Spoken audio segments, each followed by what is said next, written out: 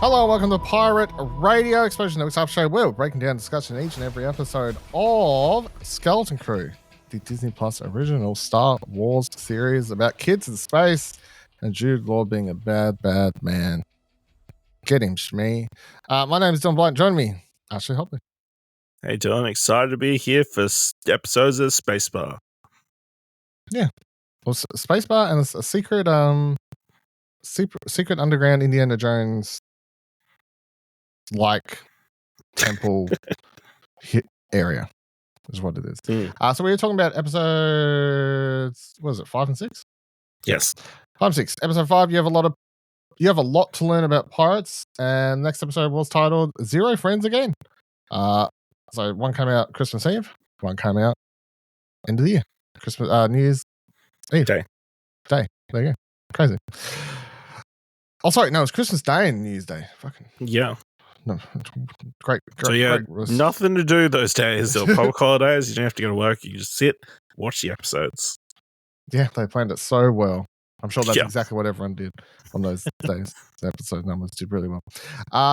These two episodes, basically, I'm not going to read the things because synopsis shit, but basically they head out to where this they reckon the big pirate, I can't remember his name, but the pirate who had the coordinates in the previous episode would lead them to. Shmee's like flying along in the first episode. He's like, oh, it's this crazy planet. There's stuff hidden here. It's a wretchedy. It's a dark, like making it like a terrible planet. They get there. It turns out it's now being turned into a pleasant world, like where it's basically a holiday. It's a resort planet. It's like from Fifth Element. So they get there, they land there, and then they go about trying to find if the treasure and the map to the captain's area is still there, which would lead them and give the coordinates to finally get home to which they do by the end of the second episode. And then the end of the fifth episode. And then the sixth episode is after they're portrayed by Jude Law at the end of the last one. He finally gets the How could he? Shocking, never saw that coming. Then they're all split apart. Jude Law's captured by his old pirate friends and basically spends the episode just bartering with them. Most of it's about the kids, and they split up, and that was all good little character-based stories there. What do you think of these two episodes? Great. Lots of fun. Very enjoyable moments. It's an interesting addition to the Star Wars universe to imagine as this resort, because again, like all we've seen of Star Wars is Coruscant and then farming planets, pretty much for the most part. We got Canto Bight, and then everyone hated it. So yeah, people hate populated areas in Star Wars. They just want to imagine, third world countries, coming up. But yeah, really enjoyable. I enjoyed the final turn of Jod to like kind of take control of the situation, and the way that he kind of did take control of I guess it calls into question, why did you do it sooner? Like invoking the Pirates Code and the Pirates Code, right, for the role of captain. You know what I mean? Yeah. That was all cool. I enjoyed the booby trapped elements of the lair or whatever. I think one of the coolest moments is the one of the security guards of the center is like trying to stake out the lair, and then he gets shot by the pirates after Jod, and then there's like a gravity trap that after he gets shot he falls into and gets lifted up into the sky. I was going to say, cool. I thought my favorite was when he reactivates the lava and this or whatever the hell it was outside. You turn the acid back on. Turn the acid back on, and all you just hear is, ah! I was like, okay, PG. My other great moment is Smee is talking about the Captain Renard and how he got betrayed by a concubine and all his crew. The kids ask what a concubine is. Jod just very quickly changed the subject. But I hope there's a lot of conversations in homes where kids are watching this show asking you what a concubine is. How many? Do you reckon many kids are watching this show? I think so. Just mostly adults watching it, enjoying it for the... I think it's maybe 50-50. I mean, 60, it is obviously... Maybe. I hope kids are Like, obviously, kids that are old enough to watch it. It's not like a young kids show. But kids that are old enough, I hope, are watching it, and people are saying watch it, because that's obviously, it still continues to be the target audience. It's meant to be for them. You can tell. Not in a bad way, but, if they're not watching it, what's the point, really? Yeah. So I feel about that. I enjoyed both episodes. Thought that was a lot of fun. I like the planet. I like the appearance of, I can't remember the actress's name, but she plays the Kelly McDonald. Yeah, sounds right. Yeah, the hostess. Oh no, I'm thinking of Pocket, the one in the makeup. Oh no, who am I thinking of? What's her name? I bet you I won't be able to find it too fast. Julie Ann Emery is who I was thinking of. Sorry. Who you wouldn't know, but she's actually, would you know her from anything? I don't see anything you would know her from.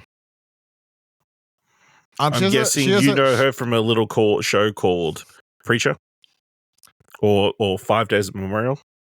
Probably one of those. Well, she did a lot of guest spots on Suits and stuff like that. Well, it's actually most recently most memorable from Preacher, to be honest. But also, she's a small but very major character in Better Call Saul.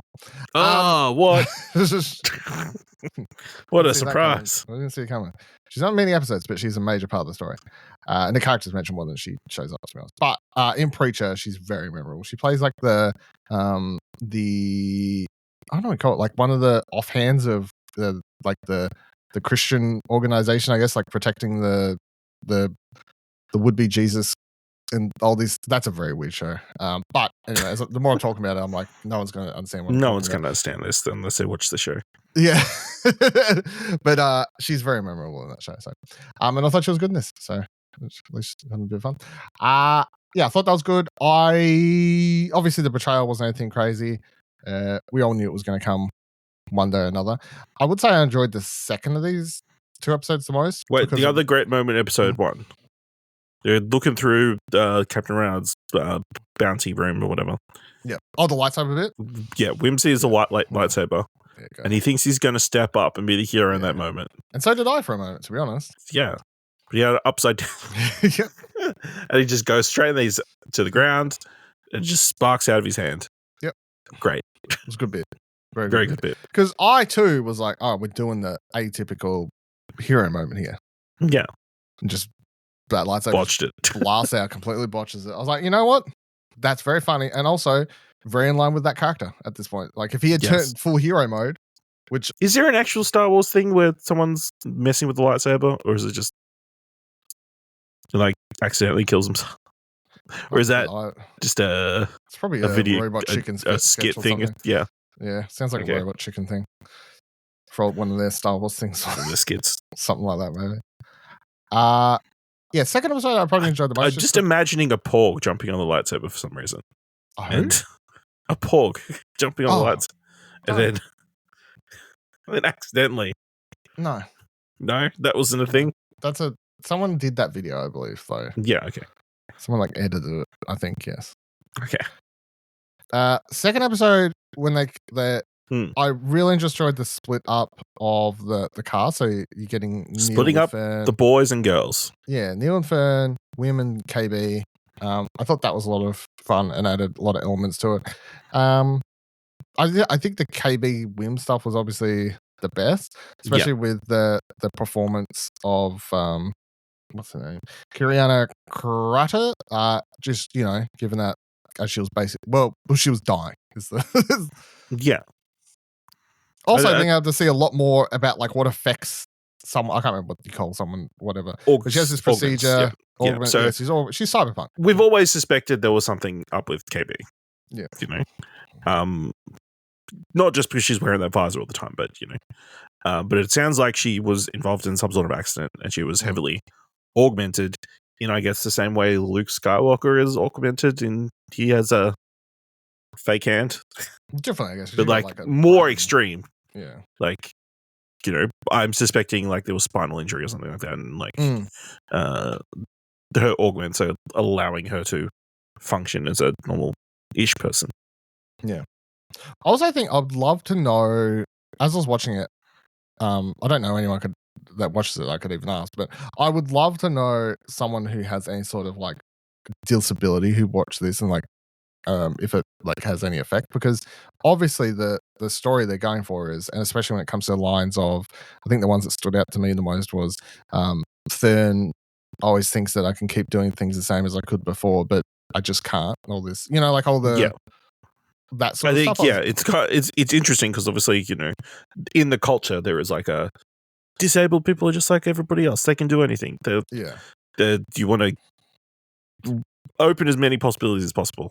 But there's like possibly like an over positivity that's about disabled people, and like people like being disabled isn't terrible. It's a fucking superpower. And there's there's toxic positivity around disabilities as well. It's like you also need to understand that these people also have limitations. Unfortunately, they can't do everything that you can do. Or Wim doesn't have giant spider legs like everybody else, and he can't. No, Neil doesn't have giant spider legs. Yeah, he can't. He's wrong. You know? I feel like they just did a very, especially for those kids watching it and stuff. I feel like between the Neil thing's a lot more like basic, I guess, on the scale of it. But then the Neil and KB storylines of like we're not built the same as you. We can't do everything the same. You didn't ask us. You talk to us about it. Like just that. I think that's a very like human story hidden within this thing where it's an elephant person and a fucking android. Which is pretty cool. The thing I really appreciate about the women's KB thing it took its time. Like I'm sure it could have been very easy to like speed everything about that up. It was like show the whole very process very slow, and very took its time. She slowed down, stuff like that. I think it was those little details that made it pretty special. Yeah, those are like this the like full conserving of energy in a very human way, but also I guess running low on battery, which is the whole thing. Head down, subtle arm movements, little as possible, like just conserving that battery as much as she can. Very husky, low voice as she talks, gave the instructions. Yeah, I thought it was very good. Then she does have that one moment where you're like, oh shit, did he fuck up? Yeah. And then she jumps back up. Then she jumps up and is like full of energy, fully happy, and thanks for Wim for saving her life, Yeah. And she's like, I thought you would have been more ecstatic for saving someone's life. Yeah. Thanks, Jedi. I don't think Wim ever realized that. That was what was at stake. That was what was at stake. He thought, you might have to drag her body to somewhere else. I don't know. So that was good. But also, Wim, don't listen to crabs. Yeah, the small story. I think it's very funny. I'm wondering how this will pay out because his current story is he's just terrible at like picking who to believe in. Everyone he trusts is wrong. I wonder if this has I wonder if there is like a long-term final moment where he does get to make a choice and it turns out to be the right one for once, because currently, poor boy, he's on a losing streak. He's on a losing streak, 100%. But yeah, massive crab monster. That was pretty cool. I thought. Yeah, as several people pointed out, Moana. The crab from Moana. I don't remember that. Everybody talks about. What, first one from the movie? I've seen it. From the Shiny. Don't remember it. Oh, yeah, the Shiny. Yeah, okay. Yeah, I remember that now. Yeah. But I guess also it looks like an Elden Ring or like one of those kind of game bosses. That's what I was thinking, to be honest. Yeah. My mind was more like, that looks like a Souls monster. About to boss battle this bitch. They just run away, thankfully. Yeah, but I mean, he doesn't give up. I think my favorite thing is like this. It doesn't do the video game logic of they get further enough away that it just like loses all interest. It's like it's as they're flying away, and it still goes, "You motherfuckers!" Like throw something at so that the thing crashes. I was like, yeah, no, I like that. Good. They didn't just forget because they walked away. No, took it down in anger. Appreciate them. And then the whole scene, obviously, when the ship's like crashes, about to get destroyed by the recycling bin thing. I thought that was a very good sequence, and I like the way it all played out, and I like the whole. It looked very good, and it was very. Yeah, I like just looking at it, and it was again a moment where I'm watching something going, I haven't seen anything like this in Star Wars. Like this was a cool scene to watch. I thought you were about to say, I've seen anything like this. I'm like, it's kind of Toy Story 3. Yeah, not in Star Wars. Not Star Wars. Yeah. But then, yeah, I enjoyed you never press the button, and then. It's a callback to that one moment. Yeah. I did that they made sure to show again in the preview of the episode. Yeah. That you remember. Never hit this whole demolition button. See, this is why I never watched. I skipped the preview, so I didn't predict it. You know, no, didn't predict it, but it worked out. I liked it. How it basically gave birth to a new ship. Yeah. Last episode, the captain was like, "Oh, I put armored up the ship, so it makes sense." There's this layer of armor around the ship. I'm assuming because they thought Ad-Adden would be firing on them when they came in, and maybe they did, and that's why the ship is buried upside down. True. First episode. So, but there's no body. They never found human bodies on the ship, did they? No, they did. Did they? Do you remember Jod pulled a knife out of somebody? That's right. True. Yeah. No. Good point.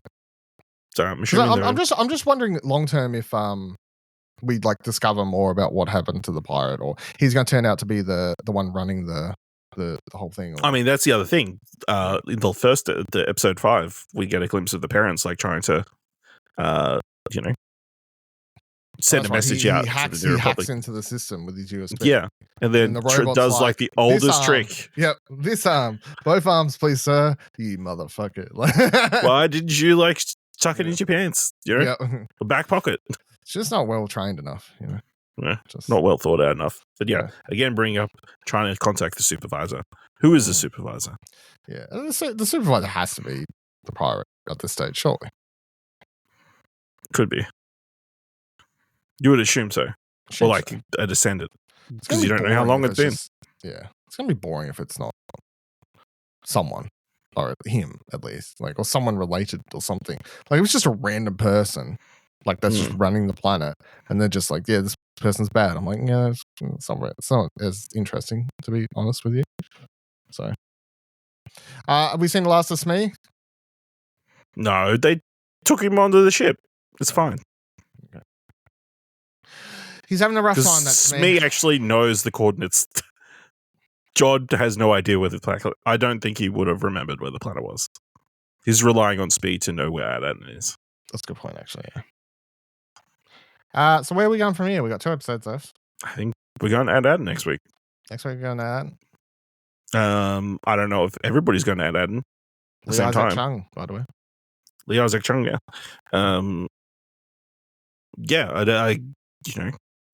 I don't know if the kids are going to get to Ad-Adden straight away. Maybe they have one more misadventure before they get home and have to deal with all the pirates that have invaded their planet. Or they all show up at the same time. That would make sense if they show up after the pirates, I guess. That, from a narrative point of view. But I mean, the pirates definitely have to be going the next episode because that's the whole thing. They're we're going to go there and decide your fate, I guess. The kids don't have a ship. Well, no, they do have a ship. Sorry, they're literally flying a ship. Sorry, they don't have I don't know if they have the ability to know how to take. Or maybe they do by now. I guess that's the whole point. By then, I don't know. KB seemed to be able to turn that ship on very easily, despite it having a lot of buttons for the startup sequence. Yeah. So then, So maybe actually what I'm thinking is they just show up shortly after the pirates or around the same time. Yeah. It's very close either way, I guess, at this stage. Yeah. Anything else from these 2 episodes that we've catch up? Did you see the big cameo in the fifth episode? Jeremy Allen White. Where? He was the Hutt who grabbed. What? Do you not know Jeremy Allen White? He's been cast as Jabba's son in The Mandalorian. No. Well, that's the thing. So that's a reference. That Jeremy. What? Yeah. So Jeremy Allen White will play Jabba the Hutt's son in The Mandalorian. There was a Hutt in the 5th episode. There was, so my joke is that was Jeremy Allen White. Right, but it wasn't really a Hutt, was it? Oh, no, it was, wasn't it? Yeah. It was a Hutt. Sorry, it was a Hutt, yeah. Well, right, is Hutt the species or is Hutt the... Well, they're Hutties. Okay. I think they're all Hutt. I think that's the Hutties is the...